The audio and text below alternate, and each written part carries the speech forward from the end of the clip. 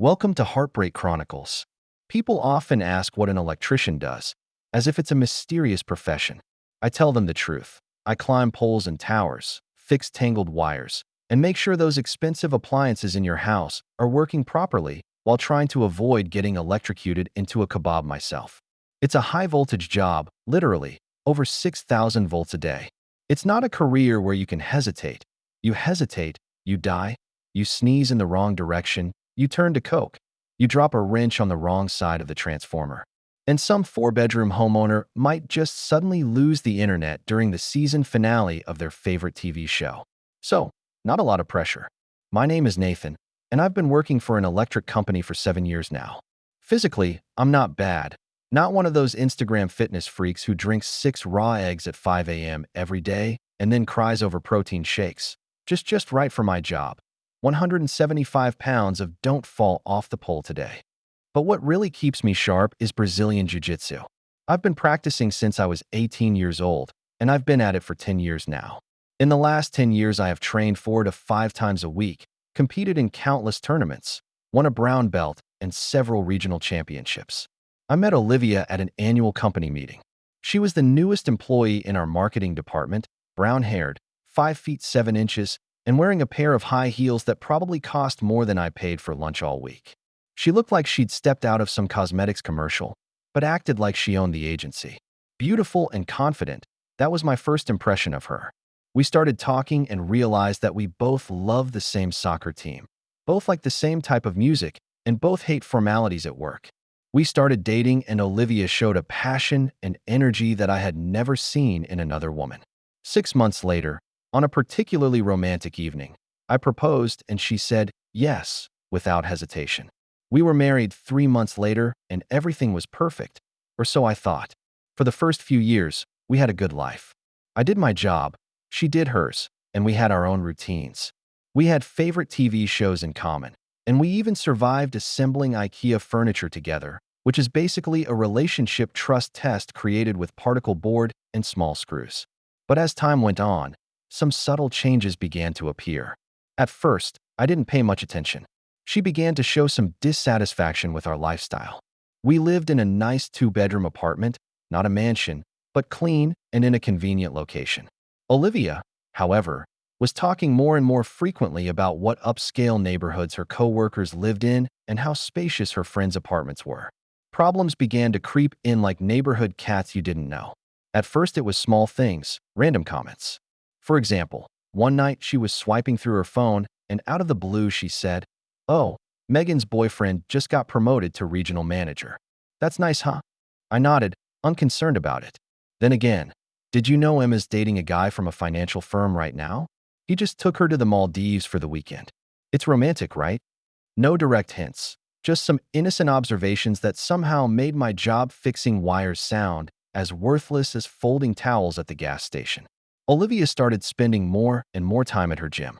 It used to be that she'd do hour-long workouts and come back all red-faced and excited about her yoga mat. Now those workouts turned into marathons that lasted hours, like she was training for the Olympics or trying to unlock the gateway to the next level of enlightenment with deep squats. 2 hours, sometimes 3. When I'd ask her why she went that long, she'd shrug as if it were obvious. "Oh, I took an extra spinning class," she'd say, wiping the non-existent sweat off her perfect forehead, and then had a fruit shake with a couple of girls. At first, I didn't think much of it, but now something was different. She started buying more and more high-end workout clothes, the kind you'd only see at a pro competition. Her cell phone is full of gym selfies and pictures of her so-called fitness community. To be fair, she's very social, and the gym is her turf. I didn't want to be one of those insecure husbands who interrogated her over greens and kettlebells. But then she started making comments about my work. I'd come home exhausted from hanging from poles in 90-degree heat, with half a wasp nest crawling up my leg, and she'd be standing in the doorway in a high-end sweatshirt and lip gloss like she was getting ready for a skincare commercial. "You work so hard," she'd say, cocking her head at me with that sympathetic look. "Have you ever thought about doing something else?" Something else? Like what? Opening a dog cookie store? Writing sad poems about voltage? I usually just grunt a few times and head for the shower, so I don't electrocute myself out of spite. I began to notice that she was becoming colder and colder towards me. My jokes no longer elicited her laughter. My accomplishments no longer elicited her praise. When I told her I'd been promoted to senior electrician with a 15% increase in salary, she just nodded perfunctorily and went back to scrolling through her Instagram feed. And then along came Marcus. Marcus, the martial arts instructor. At first, it was innocent enough. Marcus taught us a cool trick today. Marcus said I have a natural talent. Good. I'm glad someone besides me thinks you can throw a punch without breaking a nail. I don't feel threatened. I've been practicing Brazilian jiu-jitsu since college. If someone stole my lunch, I'd probably wrestle them out the door. But over time, Marcus became frequent, too frequent, like songs you didn't like the first time around were now on every playlist. And it was no longer just mentioning his name. She started comparing us. I would mention my training and she would say, "That's different. Marcus teaches traditional martial arts. It's more refined, you know." Because there's nothing more refined than pretending to be Miyamoto Musashi and charging $300 a month to teach accountants how to wrestle properly. Forgive me if I'm not threatened by a guy whose primary weapon is bowing. His presence became more and more prominent as time went on. Olivia's phone desktop changed to a picture of her at some martial arts showcase, with Marcus standing in the background in a professional instructor's pose. She began to start every sentence with "Marcus says," as if he were some endless source of life wisdom. Despite this, I haven't panicked. We've been married for 4 years.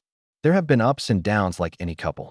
Sure, her gym bag is starting to look like it has its own zip code. And sure, she has to wear perfume when she goes to classes involving lockjaw. But what the heck? I even planned a surprise. I was already looking at nicer apartments, you know, with real kitchen countertops and maybe even a second bathroom, because there's no better test of love than a toilet. Anyway, that Saturday started out like any other day. I was going to deal with storm damage from the night before. No big deal. When I left, Olivia was still in bed, swiping through Instagram like she was flipping through a spirit guide. She looks up, barely paying attention to me. I might go to the gym later. I'm feeling a little tired. Tired? Is it because of the binge ordering healthy salad bowl post? I kissed her forehead and left about 6 a.m., coffee in hand, boots on, work truck waiting. Work should be easy. A tree fell to the north and smashed the power lines. Easy in, easy out, 4 hours tops. But when we arrived, it was as if nature had organized a demolition derby and forgotten to invite us. 3 utility poles were down and a transformer was completely fried. Chaos had begun. What was supposed to be a 4-hour job became an 8-hour one. 8 hours of climbing, hauling, reconnecting, and pretending not to hear my coworker Rick complain about his 3rd divorce like it was some kind of breaking news. When we finish, I'm exhausted and covered in mud. For PM, I'd missed my workout, was sore in all parts of my body, even in places I didn't know I had muscles, and all I wanted in life at that moment was a hot shower and a nap before dinner. Just a little reset before collapsing face down on the couch the rest of the night. I climbed the stairs to my apartment, boots covered in dried mud, opened the door and walked in, immediately wishing I hadn't. The next sight I saw, the kind of image that won't go away. It's like when you stare at the sun for too long, except instead of becoming blind, your soul gets heartburn. Olivia was on the couch, her hair messily tied back in pills, wearing nothing but a loose tank top that showed more than it covered, and those expensive leggings she'd bought last month, supposedly as a reward for making it through a stressful Tuesday. She had one leg on the coffee table, doing a stretch that looked less like yoga and more like a deleted clip from an adult movie. Standing next to her is a guy I've never seen before. No shirt, just workout shorts and sneakers, like he just stepped out of a protein powder commercial.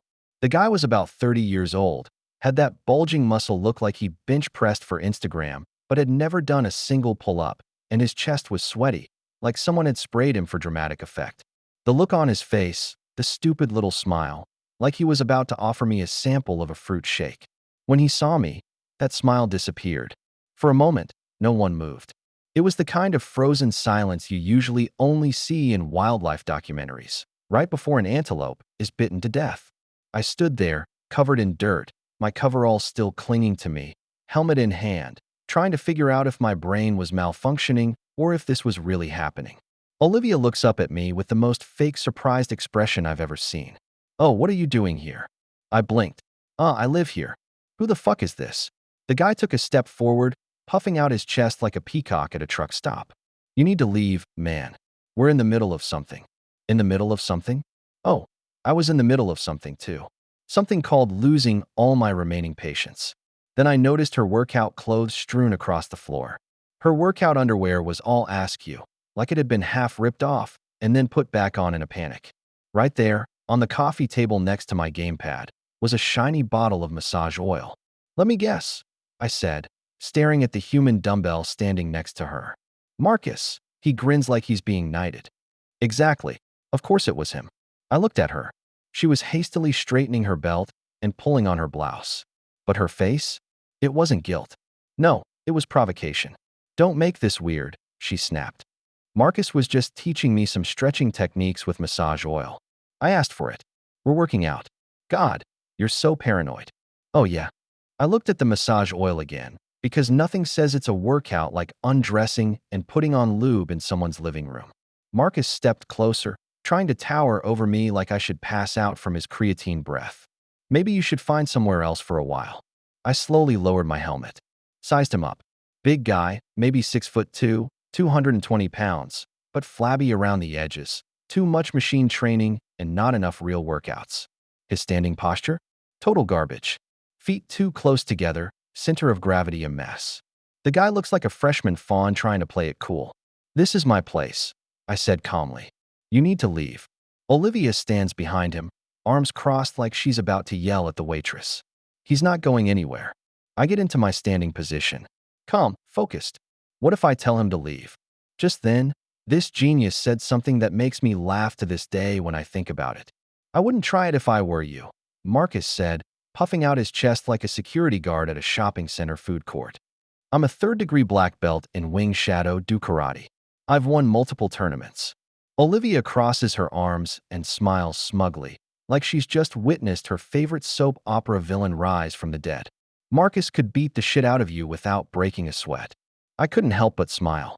The kind of smile that says this is going to be fun. Let's see what you've got, master. Marcus takes a step back and assumes what I assume is a fighting stance. Hands too low, feet rooted as if he's bracing for a breeze rather than a light kick that would shatter livers. Shoulders locked and jaw clenched like he's trying to bite through pressure. Honestly, he looked less like a black belt and more like a rejected extra from Teenage Mutant Ninja Turtles, the kind of guy who gets kicked out of the foot gang because he can't do a cartwheel properly. He looked like someone who learned martial arts from YouTube videos. I'm going to give you one last chance, Marcus says, like he's swelling up for an audition for Fast and Furious. Now go away and no one will get hurt. Olivia is almost trembling with excitement behind him, eyes wide and smiling like someone just unwrapped a testosterone-filled action figure on Christmas morning. Show him, Marcus. I stay loose, my weight on the balls of my feet, my hands raised but relaxed. 10 years of Brazilian jiu-jitsu, and this feels like preparing for a pillow fight with a toddler who's had too many juice snacks. Then Marcus starts circling me, making these weird, exaggerated hand movements like he's just watched Crouching Tiger, Hidden Dragon, Hidden Effort on repeat. You don't know what you're dealing with, he whispers, his voice low and dramatic. Less talking, more fighting, I said, internally yawning. And that's when it happened. The moment that will live forever in the Hall of Fame of secondhand embarrassment. This adult, shirtless and sweaty, stood in my living room and slowly raised his arms and one leg like he was trying to channel the spirit of Miyamoto Musashi through interpretive dance. He struck a pose straight out of the Karate Kid. It's the kind of pose you'd expect before a youth tournament in a high school gym, arms raised, one leg bent, swaying slightly like Daniel LaRusso after one too many energy drinks. I blinked, twice, maybe 3 times. No, still happening. Olivia, bless her delusional little heart, starts clapping like she's watching the finals of an all-valley karate tournament. Yeah, do it, Marcus. I had to bite my lip to keep from laughing. Are you serious now? Marcus didn't wince. It's an ancient technique, passed down through generations of Shadow Do masters. Man, what are you, a hillbilly karate kid? Quiet. He called out like he expected me to bow, and then he jumped. Or, more accurately, tried to jump up. He launched a kick at my head with all the grace of a folding chair trying to fly. It was slow, unbalanced, and about as threatening as a slap fight on a school playground.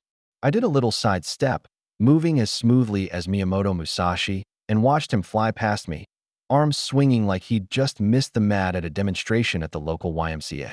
He landed with a muffled grunt, legs spread wide like he'd just invented a new form of Cobra Kai yoga, the crouching loser with hidden regret. It was then that I stepped forward. No hesitation, no drama. Just slammed my knee directly into his solar plexus.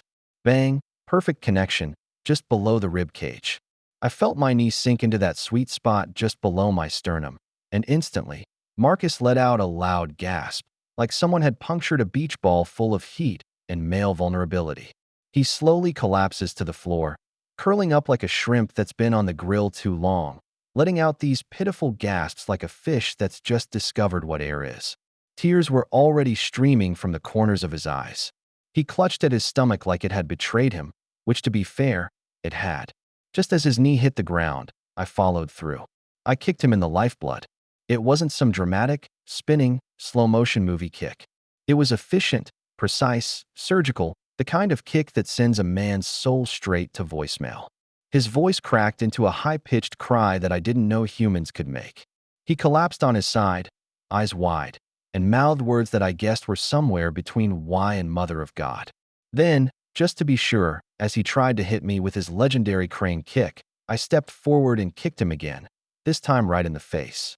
Not hard, just enough to remind him where he was, in my apartment, on my floor, wasting my time.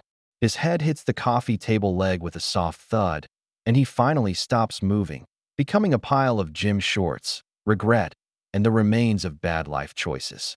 I step back and wait. Rule number 1 in real training: never turn your back on an opponent before you're absolutely sure he's done. But this guy? Oh, he was done.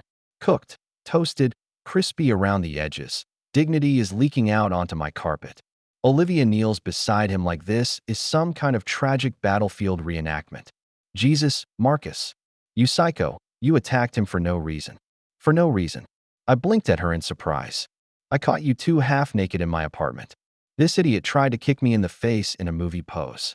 Marcus, bless his heart, or what's left of him, is still curled up in the fetal position, making these high-pitched whimpering sounds like he's swallowed a squeaky toy.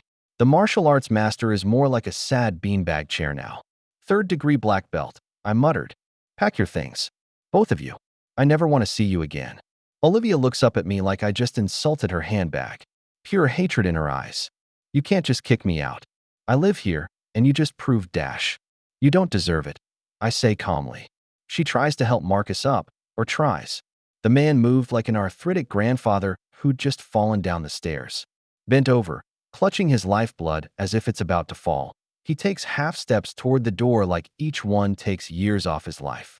I swear, if you put a shopping bag over his head, he could be mistaken for a retired cartoon burglar. They grabbed their clothes, the parts that weren't scattered like evidence, and hobbled toward the door. Marcus still has one hand between his legs, as if he's afraid I'll collect a whole set of matching ones.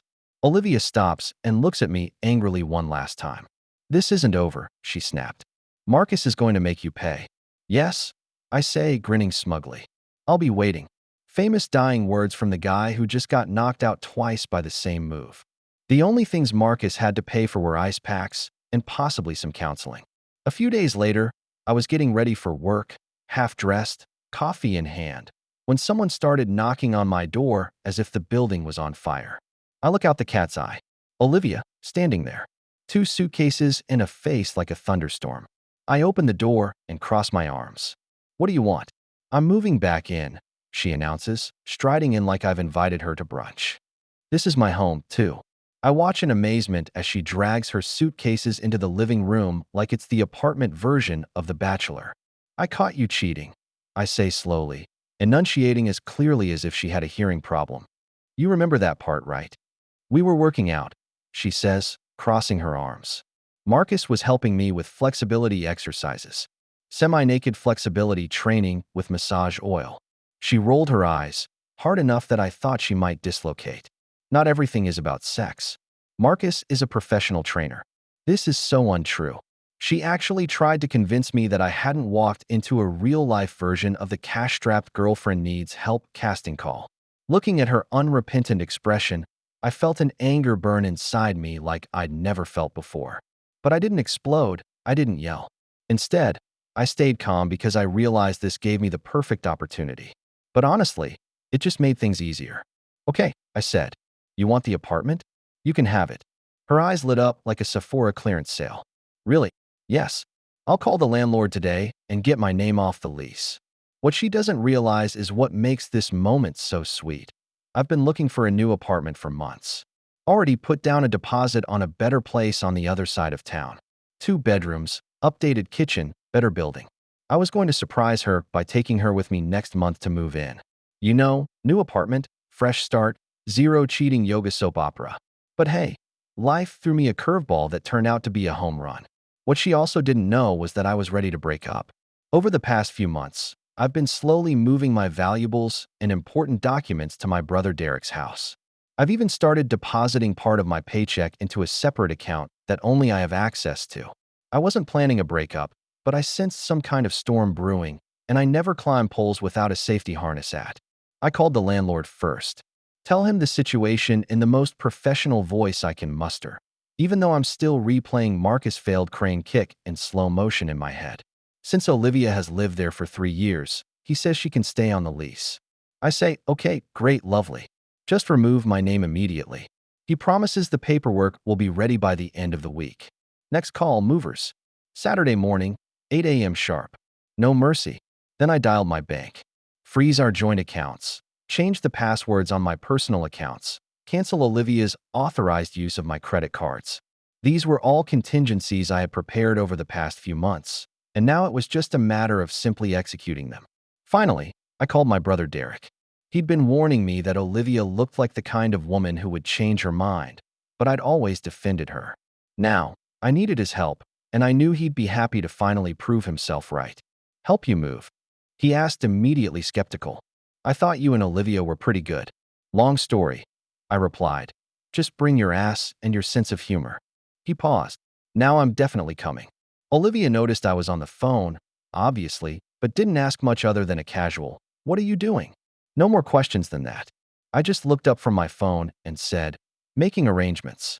She spent the next week strutting around like she'd won a lawsuit, posting selfies on social media with captions like, "New chapter, who cares," and "Independent woman era." If only she knew how empty and carpeted her era was about to look. All week, I acted like everything was fine. I went to work, came home, pretended to look for an apartment online. I even called a couple of potential landlords, who were actually friends of mine, in front of her, and they played their roles perfectly. I wanted Olivia to be completely unaware of what was coming. On Saturday morning, the movers arrived on time. Efficient guys. Absolute professionals. I opened the door and gave them a quick layout, pointing to the couch like a general commanding troops. Olivia was still in her pajamas, holding her iced coffee like a hostage. She blinked at the workers carrying boxes past her and snapped, "What happened?" "Moving day," I said as if nothing had happened, guiding the movers toward the TV stand. Her face turned pale. "Wait, what? You can't take the furniture." "Actually," I turned to her with a calmness I didn't feel. "I can. These are mine." It was then that she broke down, immediately collapsed at full volume. She started screaming that she needed furniture, that she couldn't afford to replace everything, that it wasn't fair. "You said I could have this apartment." "Yes, you could," I said with a shrug. "But I never said anything about furniture." She started pacing like a housewife in a reality TV reunion special. "You can't. We picked out this furniture together. We paid for it together. Actually," I pulled out a folder with receipts for all the furniture neatly packed inside. "These were purchased with my credit card. I have proof of all of them. Legally, these are my property." Never before have I been so thankful for my organization and habit of keeping all my receipts. Olivia had always laughed at me for this and told me I looked like an old fart, but now these papers were my weapon of revenge. "But we're a couple. We share everything." "Yes, we were. Until you decide to share more with your martial arts instructor." Just then Derek walked in, took one look at the chaos, and immediately started grinning. "Oh, that's nice," he said, rubbing his hands together. "Let me guess, this princess thought the furniture came with the breakup." Olivia turns around so fast, she almost slips in her fuzzy slippers. "What the fuck are you doing here?" She snapped at Derek. He was grinning like it was Christmas morning. Just helping my brother out. And I'm definitely recording this for posterity. You can't record me, asshole, she said. Look at me, he said, flipping his cell phone screen like a smug little court exhibit. This is for security reasons. She turned to block the porter, like she'd protested a bulldozer in a national park, her arms spread out in front of the 65-inch TV. Please, I can sleep on the floor. Just leave the TV. Derek looks at me, expressionless. She cheated on you, and now she wants to keep what's yours? With who? Oh, yeah, the Kung Fu Ninja. Some guy with more muscles than brain cells. Olivia blushes like a beet. Shut up. You don't know anything. Derek didn't even blink. I know you're about to sit on the floor of an empty apartment and wonder how you got here. But hey, at least you have your flexibility training to keep you warm. I had to bite my lip so hard it almost left teeth marks. Meanwhile, the movers just kept working like it was the best reality show they'd ever seen. As the furniture was removed piece by piece, Olivia's mood shifted from anger to despair. She begins to cry, trying to appeal to our shared past and memories. Nathan, please, think of all the good times we had together. Think about our first Christmas, watching movies together on this couch. Think of all the dinners we've had at this table. You can't just erase everything. I stayed calm and simply replied, No, Olivia, you're the one who erased everything. You erased everything when you decided to be in our home with another man. I'm just cleaning up the mess. Derek started making his rounds through the apartment, photographing the little things I'd missed earlier. Hey, Nathan, don't forget the flatware. That was Grandma's. And the pictures on the mantle. Oh, and the bookshelves. I nod and instruct the movers to load those items as well. Olivia's eyes grow desperate with each item that leaves. The movers finish the job in about 3 hours. Smooth, professional, and probably not laughing out loud every time Olivia yelled stop, earned a solid 5-star rating, as did her attempts to negotiate with the SWAT team. While packing up small items, I found a few photos from our wedding. I picked up one of them, briefly recalled the day, and handed it to Derek. Throw it away, I said. I don't need these false memories. By the end of the day, the place was empty. All that was left were her 2 pink suitcases and some cheap pillows she'd brought from her old apartment that said things like live, laugh, love, and glitter. There were rectangles of light-colored marks on the walls, where photos and decorative paintings used to hang. On the floor there were dents left by furniture feet. The empty kitchen was reduced to a sink and an empty refrigerator, humming as if mocking the space. It's a perfect metaphor, an empty shell, like our marriage. Olivia stands in the center of the now reverberating living room, spinning in circles like she's just stepped into a bad dream. I hate you, she hisses. Get in line, I said. But you might want to focus on finding some furniture first. I've heard cardboard boxes are fairly cheap. Derek patted me on the back as we walked out. Dude, he said, grinning widely. That's better looking than Netflix.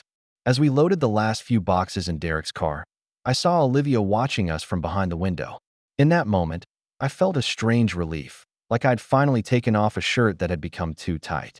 I'd been making excuses for her in my mind, hoping she'd change, hoping we'd go back to the way things were. But now, looking at her silhouette in the empty apartment, I knew I'd made the right choice.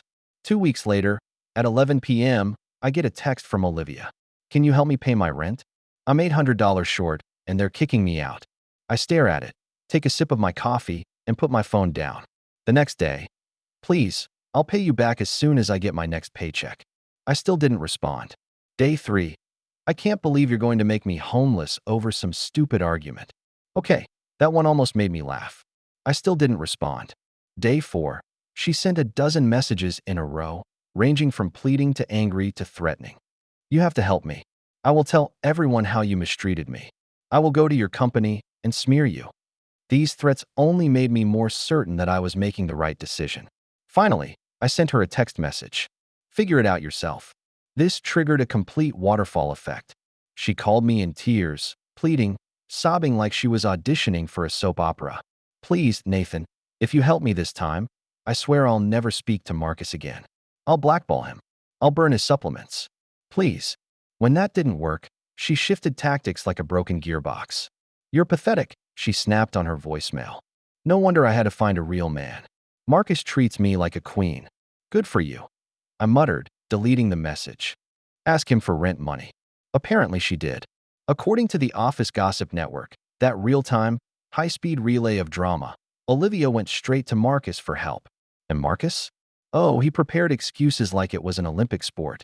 His car needs to be fixed. His gym membership is due. His mom is sick. He had to help a cousin move. Mercury went retrograde. Basically any excuse to avoid giving her money. Turns out karate masters are also masters of avoiding financial responsibility. Who would have thought? Oh, right. Everyone with eyes and a functioning brain. After a little social media digging, I found some interesting photos of Olivia and Marcus outside of the gym. Restaurant dates, movie theaters, even a weekend trip. Based on the timestamps, the photos went back at least 6 months. Her deception was longer and more systematic than I thought. Digging deeper into social media, I typed in Marcus Williams' wedding, because if he's married, this kind of common information usually shows up on social media or in the local paper. Then, bam, there was the wedding announcement in the local paper from 3 years ago. Marcus married Samantha in a beautiful ceremony at the Riverside Country Club. There's even a photo of Marcus in a tuxedo, looking like a bootleg James Bond, cutting the cake with a woman who didn't know she'd end up sharing him with a girl who thinks massage oil counts as sports gear. Naturally, I kept digging.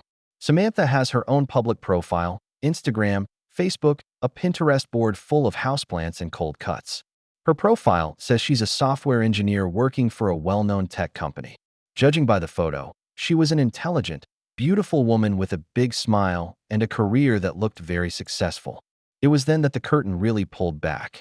There were pictures of her and Marcus at family gatherings, beach vacations, anniversary posts, the whole fairy tale of family bliss.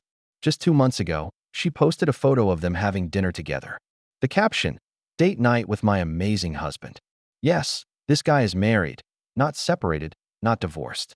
Actively married to a woman who apparently had no idea he was sleeping with his students. I skimmed through Samantha's social media history to try to determine if they had a problem. But all signs pointed to a happy marriage, at least from her perspective.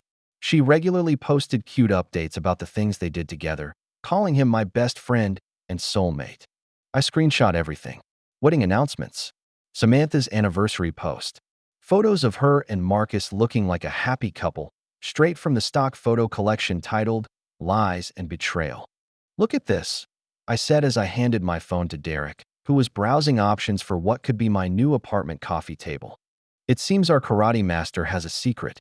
Derek's eyes widened. Oh my God, this guy's married? And does Olivia know? I'm not sure, I said, but I bet she doesn't know. If she did know, she'd use it against me, saying I wasn't the only victim either.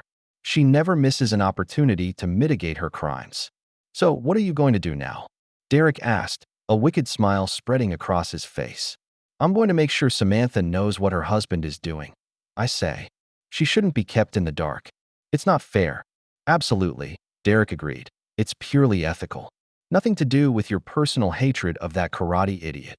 I laughed. Hey, if I can do the right thing and make that guy pay at the same time, then why not? I found her Facebook profile and sent her a private message. Hello, Samantha. You don't know me, but I thought you should know something about your husband, Marcus. He has been cheating on me with my ex-girlfriend. I have proof if you're interested. I attached a few of the more modest photos I had. Nothing scandalous, just enough to get her attention and hit send. She replied within the hour. Her first message was short. Can you call me? It was exactly what I was hoping for. We exchanged numbers, and I called her immediately after work. I waited nervously, wondering how she would react. Some people will be angry at the bearer of bad news, some will refuse to believe it, and some will be grateful for the truth, no matter how painful. We talked for about an hour. She was calm, focused, and frankly, it made her even more terrifying. She didn't scream, she didn't cry, she didn't have an emotional breakdown. Instead, she asked questions in a precise way that reminded me of a seasoned detective. She wanted to know all the details, when it started, how it developed, how I found out. She asked about timelines, locations, even what Olivia and Marcus had said. She took notes, asked me to send more screenshots, and confirmed every detail. Turns out their real house is on the other side of town. Sounds like a lovely place. It probably is one of those welcome mats that says, "Love grows here," or something equally tragic in hindsight. Samantha has been suspicious for months. Marcus had apparently started to disappear. He'll be gone for a few days, she said, her voice flat, claiming he's staying at a friend's apartment closer to the gym. Let me guess. Extra training sessions. I ask. Private lessons, she confirms, her face expressionless. He said he had new clients. One of them is a fitness influencer with sponsorship potential. Ah, yes, I say. Nothing says brand partnership like sleeping with someone on an unframed sofa bed. She hummed. I knew something was off, but I had no proof. Until now. I told her everything. How I caught them at my apartment, the crane kick disaster, Olivia's eviction, and playing Occupy right at Marcus Single's dojo. I swear I heard her laugh on the other end of the phone when I described Marcus trying to kick me with his legendary crane kick. He really did that? She asked, a hint of disbelief in her voice. He never talks about his martial arts at home, but he always pretends he's some sort of martial arts master. He won a few fights at his dojo and felt good about himself, but never competed against real fighters. That makes sense, I said. From his stance and technique, it's obvious he's never fought anyone who could fight back. Samantha listened the whole time, barely interrupting, just taking in the information like a lawyer preparing for war. Secrets, she murmured. Defensive. Distant.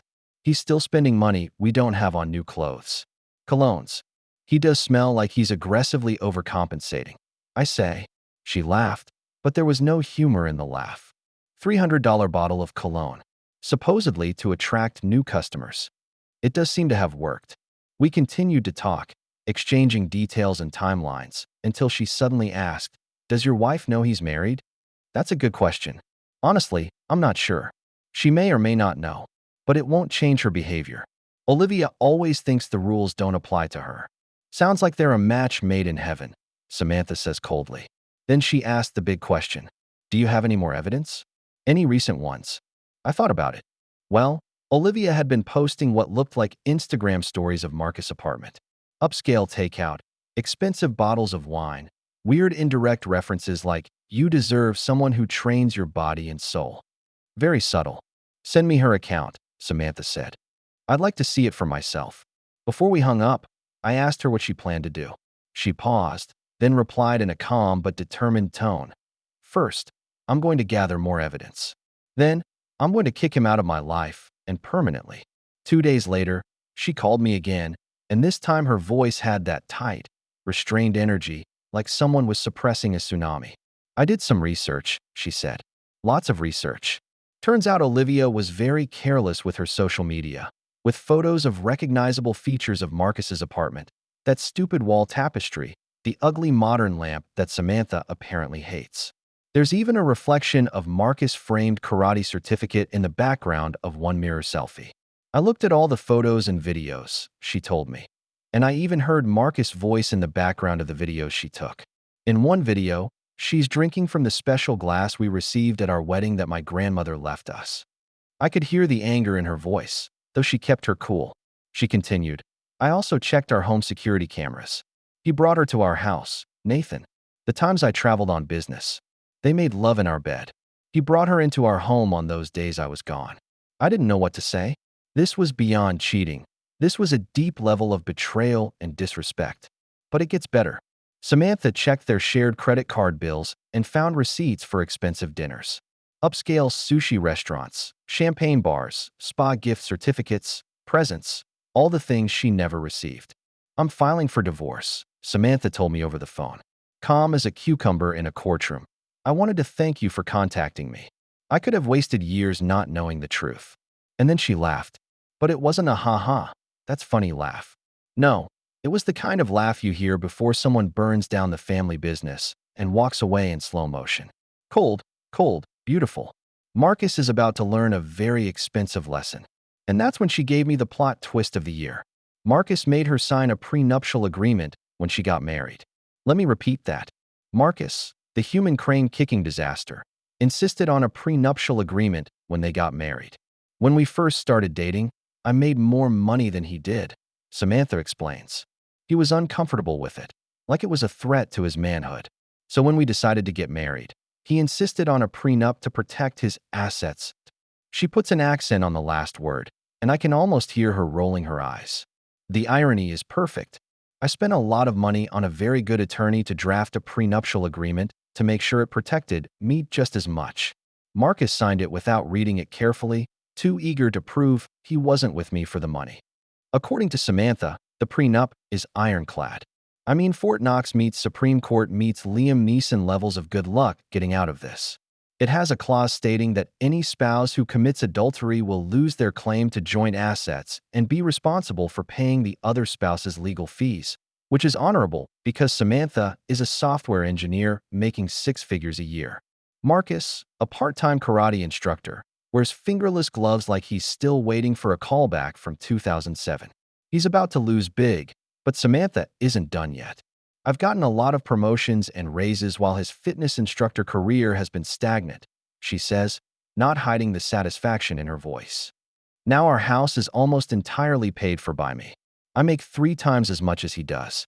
I pay most of the bills and vacation expenses. He complains about that a lot, says he feels like a kept man, but has never refused to take my money. Turns out, she said, her voice dripping with quiet vengeance, he's been using our joint credit card for his little extracurricular activities. I almost dropped my cell phone. Are you telling me you paid for a hotel room? And sushi, she said. Champagne. Uber rides. Even the fingerless gloves he wore when he fought you. I started laughing so hard I had to put her on speaker. My lawyer is documenting everything, she added. He said it would be a perfect score. The prenup, the fact that he cheated on me with my money, and even video evidence showing him bringing her into our home. He would lose big time. 3 days later, Marcus was served with papers. At the gym, according to my sources, Beth was with an overzealous janitor named Greg, and he broke down. Like, full-blown, screaming that it was a setup, a misunderstanding, something about being set up by jealous haters. Yes, haters with timestamps, screenshots, and GPS-tagged receipts. Samantha brought receipts, literally. Credit card statements, screenshots of text messages, even security footage from their apartment complex showing Olivia coming and going like it was her side hustle. His face, Greg told me excitedly, was almost as if someone had told him Christmas was canceled and hit him with a low kick. He broke down straight away in reception, red-faced, flailing his arms, his voice getting higher and higher until he sounded like a balloon deflating. The whole gym stops to watch. All those people who saw him flirting with Olivia finally got the truth. It was fantastic. But Marcus, the grand strategist, has one last idea to convince Olivia to lie. He pulls her aside and apparently whispers some crap about saying they're just friends and I made it all up out of jealousy. Genius move. Except Olivia, being the social media genius that she is, has already posted half the evidence herself. Instagram stories of takeout dates, bathroom selfies of his apartment, one of her captioning a photo of a glass of wine with the words, "He's not just training my body." There was solid courtroom defense material. Within a week, Marcus kicked her out. She'd been sleeping on his couch while Samantha traveled. But now that the divorce was a reality and the legal fire was aimed directly at his wallet, he couldn't risk keeping her around. According to Samantha, he's also worried that Olivia will testify against him in their argument. He told me in a panic that she was emotionally unstable and might fabricate stories, Samantha told me, her voice dripping with sarcasm. He didn't realize he was actually acknowledging their relationship. Marcus was financially devastated in the divorce, and I was living peacefully in my new apartment. Clean space, working air conditioner, 0 dumbbells rolling across the living room floor. 3 weeks later, I came home from a brutal shift. High voltage lines all day, mud up to my knees, and the distinct smell of ozone still in my nostrils. I was exhausted. All I wanted was a shower, some leftover lasagna, and maybe pass out in the middle of a Netflix roll like a normal working adult. But as I was getting ready to enter my apartment building, I noticed 3 guys sitting in the hallway near my door, not talking, not scrolling on their cell phones, just sitting, watching, like cheap mafia extras. 2 of them I didn't recognize. Big, strong, wearing tank tops, and from the looks of it stupid as sheetrock. Definitely gym bros. The kind of guys who work their pecs 7 days a week and think side planks are a conspiracy. Then there's a third, Marcus, wearing a tank top, his trusty fingerless workout gloves because of course he still insists on those, and a face that screams midlife crisis and is now 60% more in denial.